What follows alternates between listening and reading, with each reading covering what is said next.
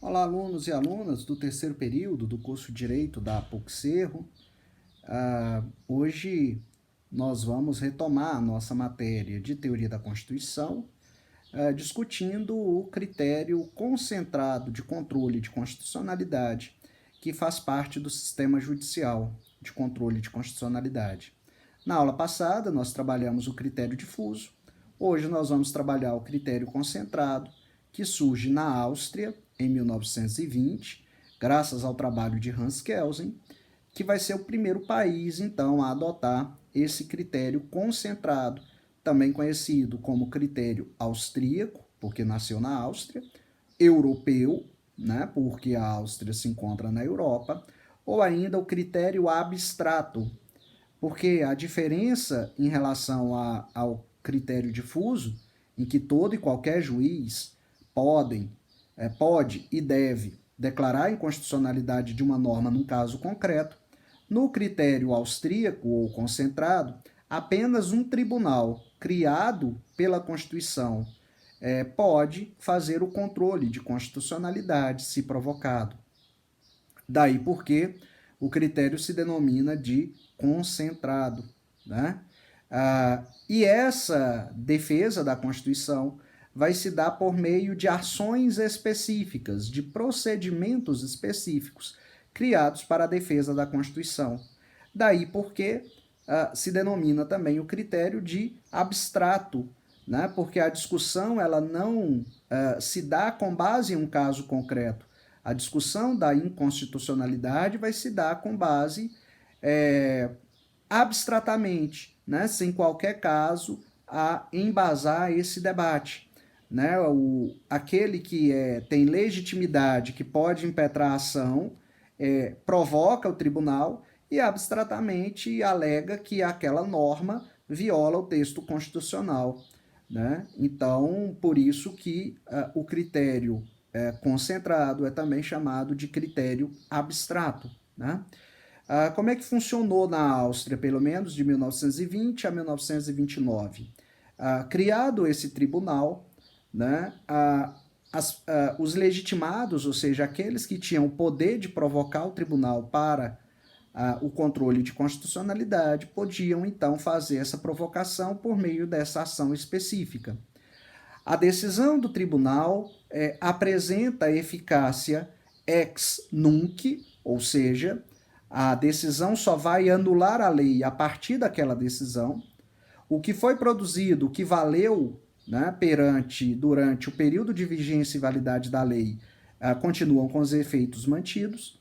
Dali para frente, passa a não valer mais.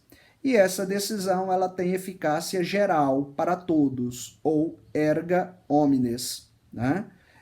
Dessa forma, o tribunal, na perspectiva de Kelsen, age como um legislador negativo, ou seja, ele revoga normas. Né? No entanto, esse primeiro modelo austríaco ele não funcionou muito bem, porque ficou muito restrito a questões relacionadas a conflitos federativos. Em 1929, então, se faz uma reforma constitucional para se criar tribunais superiores intermediários. Para discutir questões envolvendo a relação Estado-cidadão e outro para discutir questões de direito civil. Né? Para que isso? Exatamente para permitir que os cidadãos pudessem alegar a inconstitucionalidade da norma e, por meio de recurso, chegar ao Tribunal Superior e essa questão ser enviada ao Tribunal Constitucional, que para aquele caso passaria a decisão a ter eficácia retroativa, de modo a privilegiar, beneficiar aquele que provocou o tribunal. O grande problema com esse modelo é que gera uma quebra de igualdade muito clara, porque apenas para aquele que provocou o Tribunal Superior é que a decisão vai retroagir lhe beneficiando, enquanto para todos os demais, em situações semelhantes, a decisão vai ser apenas ex nunc, ou seja, dali para frente, sem lhe beneficiar.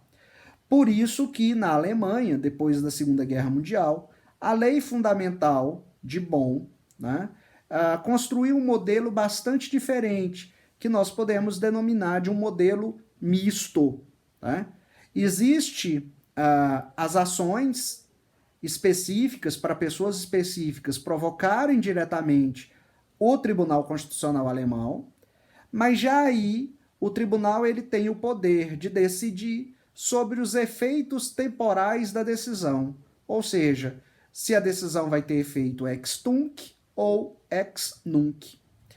Além disso, existe o chamado incidente de inconstitucionalidade. Num caso concreto, se a parte alegar a inconstitucionalidade da norma e o juiz tiver dúvida se a norma é constitucional ou não, ele paralisa o procedimento e envia a questão da inconstitucionalidade para o Tribunal Constitucional, que então vai determinar se a norma é constitucional ou não, e o juiz então aplica ao caso. O tribunal também pode determinar aí se o efeito é ex tunc ou ex nunc. Além disso, né, do incidente de inconstitucionalidade, existe ainda uma outra possibilidade, que é o chamado recurso ou queixa constitucional. Porque caso o juiz tenha, né, certeza absoluta de que a norma, por exemplo, ela não é inconstitucional, ele aplica e, por meio de recurso, vai chegar até o Tribunal Supremo. Se o Tribunal Supremo aplica a norma, né, por entender que ela não é inconstitucional, porque ele tem certeza absoluta, esse cidadão ele tem ainda o chamado recurso ou queixa constitucional. Ou seja, ele pode provocar o Tribunal Constitucional para que o tribunal então decida se a norma é constitucional ou não. Mas para isso, o interessado deve demonstrar que a questão constitucional vai além dos seus interesses subjetivos ali, daquele momento, da causa. Deve demonstrar que a questão ela afeta milhares de outros alemães, de milhares de outras situações na Alemanha.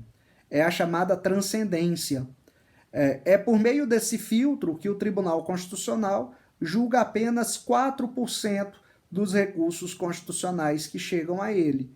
E ele tem um poder de dizer o que ele vai julgar e o que ele não vai julgar. Essa decisão é irrecorrível. Né? E aí, julgando o recurso ou queixa constitucional, o tribunal, então, vai determinar se a norma é constitucional ou não, e também os efeitos, né? Se vale apenas dali para frente, se vale retroativamente, enfim, ele pode mesclar esses efeitos, né? E as decisões do Tribunal Constitucional valem para todos, eficácia erga omnes. Nós temos, portanto, na Alemanha, uma verdadeira mistura entre o critério difuso e o critério concentrado, criando um modelo híbrido bastante rico de defesa da Constituição. Então é isso, pessoal. Na próxima aula, nós vamos então adentrar no modelo brasileiro de controle de constitucionalidade. Até lá!